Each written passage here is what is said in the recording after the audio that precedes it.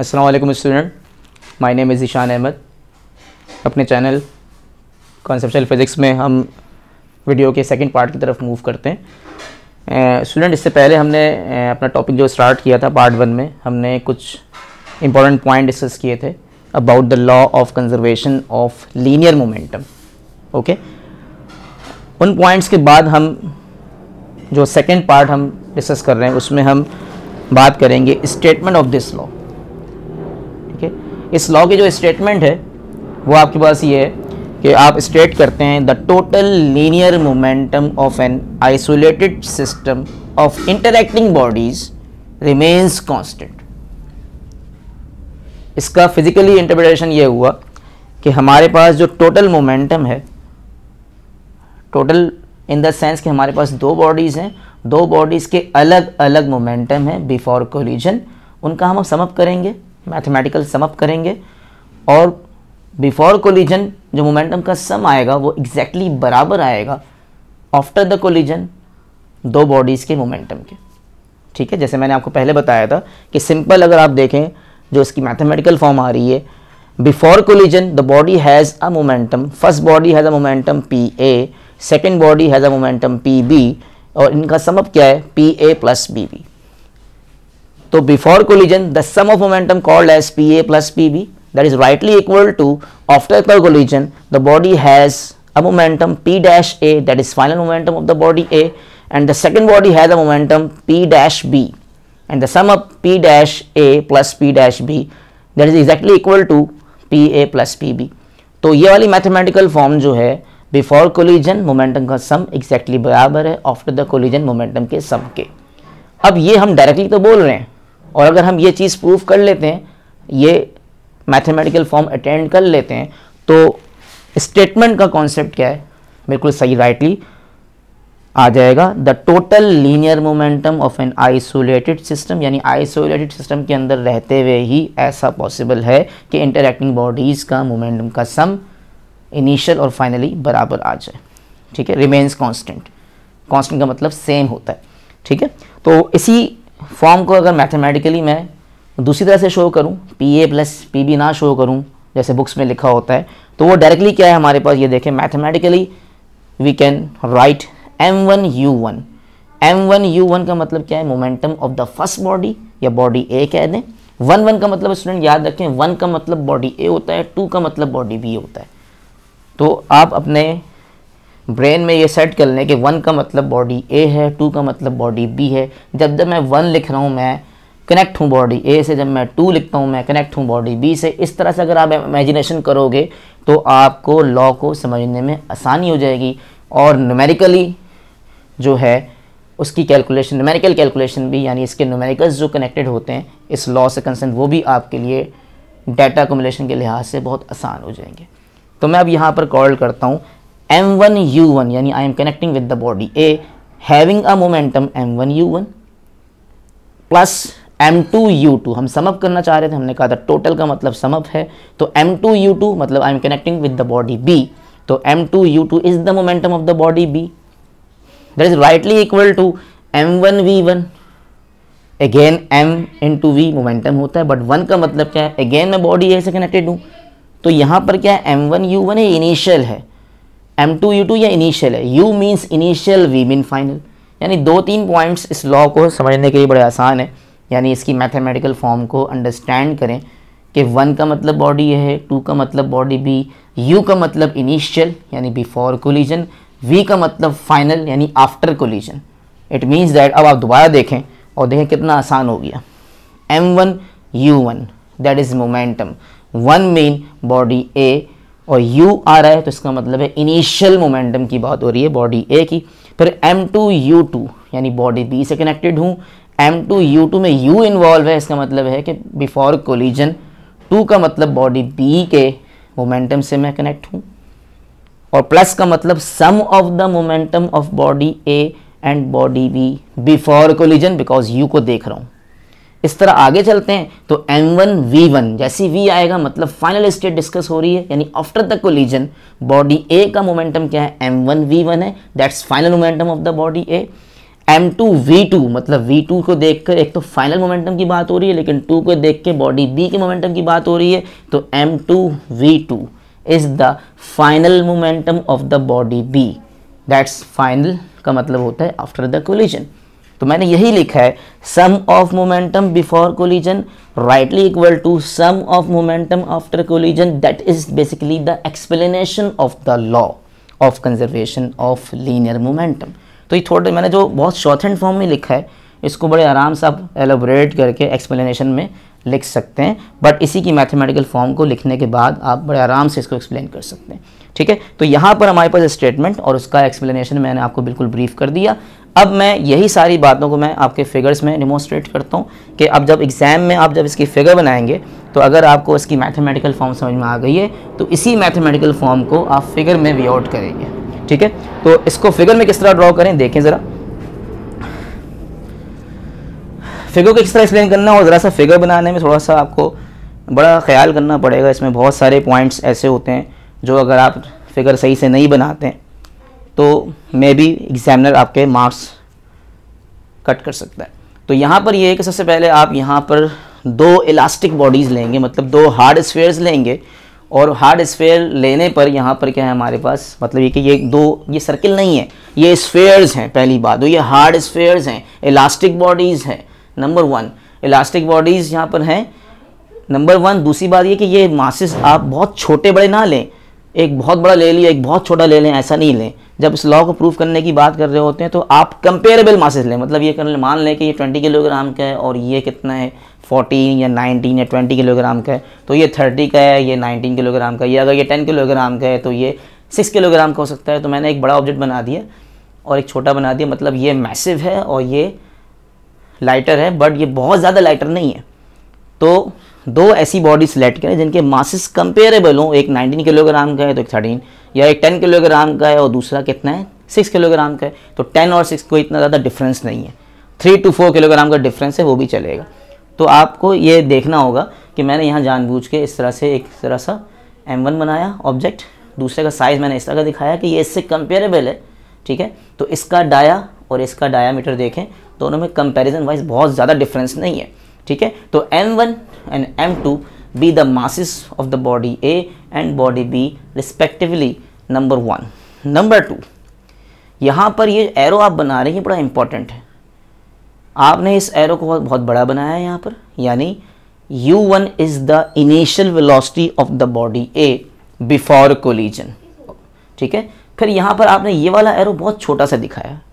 ठीक है, तो ये एरो बड़ा बना रहे हैं, मतलब यहाँ पर U1 स्पीड हाई है इन वन डायरेक्शन, इसी डायरेक्शन में, क्योंकि वन डायमेंशन बताया था आपको कि ये कोलिजन जो हो रहा है इसमें एक बॉडी आगे जा रही है, उसके पीछे एक बॉडी आ रही है, तो बॉडी ए फॉरवर्ड जा रही है, बॉडी बी भी फॉरवर्ड जा रही है, बॉडी बी के पीछे ही बॉडी ए क्या है, they are in the same line. तो ये वन डायमेंशन मोशन इन्वॉल्व हो रही है एक ही लाइन में, इसका सेंटर इसके सेंटर से कोइंसाइड है, और ये जो मैंने बॉक्स बनाया है that is suppose to be a isolated system. ठीक है, तो ये मैं बता रहा था कि यहाँ पर ये जो एरो बना रहे हैं इसको ज़रा एग्जाम में आप बड़े तरीके से शो करें। एक एरो जानबूझ के आप बड़ा बनाएंगे, इसको चाहे तो मेजर कर लें U1। ठीक है, initial velocity of the body A। दूसरा आपने जानबूझ के ये छोटा सा बनाया, यानी यहाँ पर ये जो U2 है that is called the initial velocity of the body B। ये बहुत ऑब्जेक्ट क्या है, स्लो चल रहा है। ठीक है, तो मैंने यहाँ पर लिखा U1 is greater than U2। ठीक है, M1 और M2 क्या है, मासेस हैं, U1 U2 क्या है, हमारे पास इनिशियल वेलोसिटी है बॉडी A और बॉडी B की। तो मैंने यहाँ पे लिखा है बिफोर कोलिजन का आपने क्या किया, इंस्टेंट दिखाया। ठीक है, अब आगे चलते हैं। ये एरो याद रखना स्टूडेंट, फिर मैं आगे बताऊंगा, इसको कनेक्ट करूंगा कि ये एरो की इंपॉर्टेंस मुझे बतानी है आपको, तो मैं देखें किस तरह कनेक्ट करता हूँ। फिर जिस लम्हे, क्योंकि ये बॉडी क्या है हायर स्पीड से चल रही है और ये लोअर स्पीड से, तो कभी ना कभी ये इससे कॉन्टैक्ट करेगी, क्योंकि एक बॉडी स्लो जा रही है। देखें इस तरह से, ये वाली बॉडी जो हमारे पास है, मैं अगर शो करूं तो ये हमारे पास बॉडी बी है, रेड वाले को मान लें आप बॉडी बी और ब्लू वाले को मान लें बॉडी ए। तो ये स्लो चल रहा है और ये हायर स्पीड चल रहा है, तो अगर ये हायर स्पीड से जाएगा तो कभी ना कभी, मान लें ये जो हमारे पास सिस्टम बना हुआ है that is called isolated system, ये बहुत बड़ा सा कमरा है, उस कमरे में दो ball in the same line चल रही हैं, तो एक बॉल स्लो चल रही है, दूसरी बॉल तेज़ चल रही है, तो कभी ना कभी ये इसको कांटेक्ट करेगी। जैसे ही कांटेक्ट करेगी रिएक्शन एक्शन फोर्सेस क्या हैं, एग्जर्ट होंगी। बॉडी ए की फोर्स बॉडी बी पे, बॉडी बी की फोर्स बॉडी ए पे, by Newton's third law of motion apply होगा। वही लम्हा मैंने दिखाया है और लिखा है यहाँ पर इंस्टेंट ऑफ कोलिजन। जिस लम्हे टकराव होगा, जिस लम्हे आपस में कांटेक्ट होगा बॉडी, उसी लम्हे क्या है एक्शन और रिएक्शन फोर्स क्या होंगी, बॉडी पे एग्जर्ट होंगी। इसको बड़े एग्जाम में तरीके से दिखाना है। ये एरो बड़े इंपॉर्टेंट हैं। बाद स्टूडेंट इसको उल्टा बना देते हैं। इसको देखें कि यहाँ पर क्या है, मैंने वेक्टर डायरेक्शन दिखाई है, force A B arrow force B A, यानी ऑब्वियसली नज़र आ रहा है थर्ड लॉ के मुताबिक क्या है, ए बी का उल्टा बी ए। बट इसको पढ़ते कैसे ज़रा देखें। यहाँ पर ये बॉडी जैसी कॉन्टैक्ट में आएंगी, फोर्सेस आपस में एक्शन रिएक्शन फोर्सेस एग्जर्ट होंगी। अब यहाँ पर मान लें कि ये बॉडी ए है, ये बॉडी बी है, तो मैंने लिखा F of A B, force exerted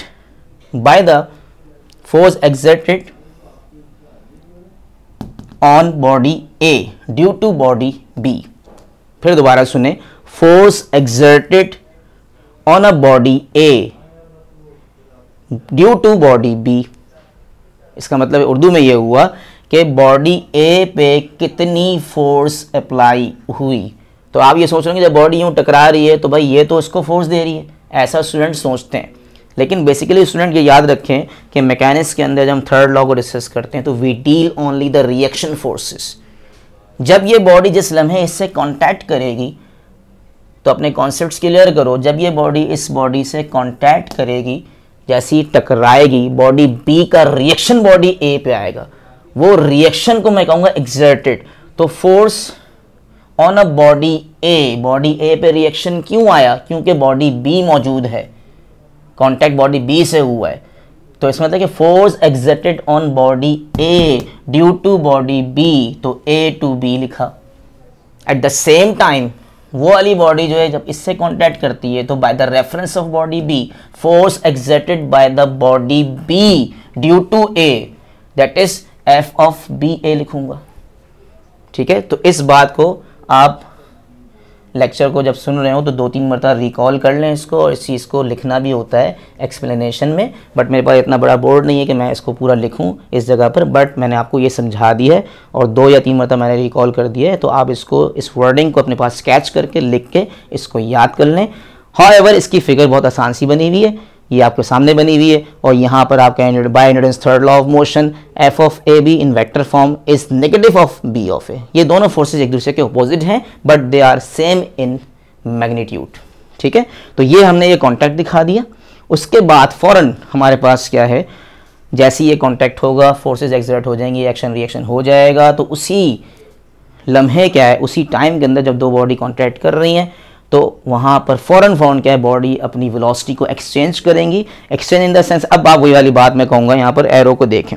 ये मैंने एरो बनाया u1, टकराने से पहले u1 ज़्यादा था, यानी हायर स्पीड से था, u2 बहुत ही कम स्पीड से था।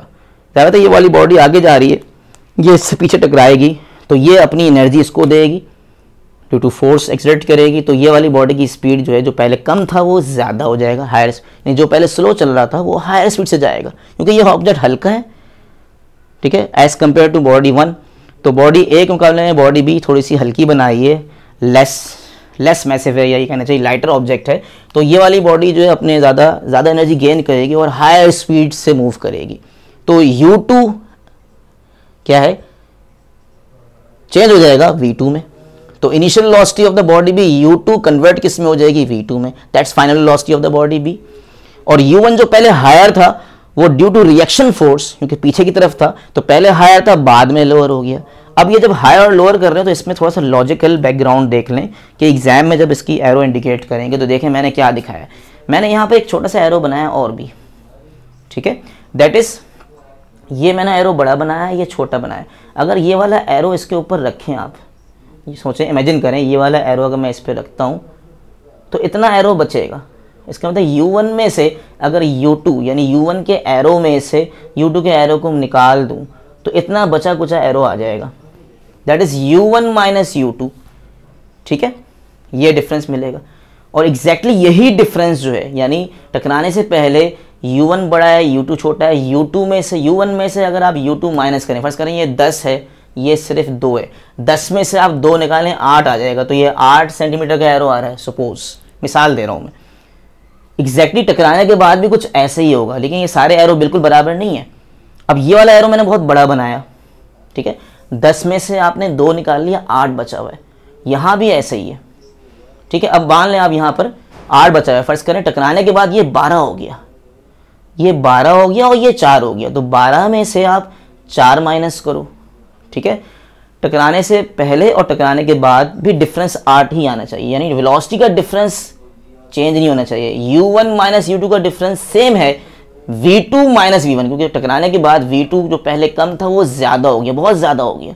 ये 12 हो गया, ये 4 हो गया, 12 में से 4 निकालें तब भी 8 आएगा। तो ये वाला एरो और ये वाला एरो बिल्कुल बराबर आ रहा है। टकराने से पहले इनिशियल वेलोसिटी का डिफरेंस जो है, टकराने के बाद फाइनल वेलोसिटी का डिफरेंस भी वही आएगा। टकराने से पहले इनिशियल वेलोसिटी का जो डिफरेंस होना चाहिए, टकराने के बाद फाइनल वेलोसिटी का डिफरेंस भी वही मिलना चाहिए। मतलब u1 minus u2 same as v2 minus v1। Why v2 पहले लिखा क्योंकि v2 ज़्यादा है, v1 कम है। ये ख्याल करना है आपको डायग्राम बनाते हुए। अगर आप डायग्राम इस तरह पेपर में बना लेते हैं तो मेरा नहीं ख्याल कि कोई एग्जामिनर आपके नंबर काट देगा। नॉर्मली स्टूडेंट्स इस डायग्राम को रफली बना रहे होते हैं, बट ये फिगर आप देख लें, अगर आप ये फिगर इस तरह से बनाएंगे तो that's makes the inspiration in your board copy, और बहुत अच्छा इंप्रेशन पड़ सकता है। बहुत अच्छे, ज़्यादा मार्क्स नहीं आ जाएंगे, बट इंप्रेशन अच्छा पढ़ने पर आपके नंबर पूरे ज़रूर आएंगे, ठीक है, दैट्स ग्रांटेड। तो इसका मतलब ये है कि यहाँ पर ये डायग्राम कंप्लीट हो जाती है। अब इस लॉ के प्रूफ की तरफ हम मूव करेंगे अपने वीडियो के पार्ट 3 पर। यहाँ तक हम यहाँ पर फिगर को मैंने आपको डिमोन्स्ट्रेट कर दिया है। फिगर मैंने इसलिए डिमोन्स्ट्रेट करी ताकि आपका इसका प्रूफ करना आसान हो जाए। तो यहाँ तक वीडियो को एंड करते हैं, ठीक है। कमेंट सेक्शन में आप ये बताएं अगर कोई आपको इशू होता है रिगार्डिंग डायग्राम का, तो मुझे आप ज़रूर इसको शो करें कमेंट सेक्शन में, और मुझे ज़रूर बताएं और इसको अपनी कॉपी में फेयर कर लें, ठीक है। Thank you very much and अल्लाह हाफिज़।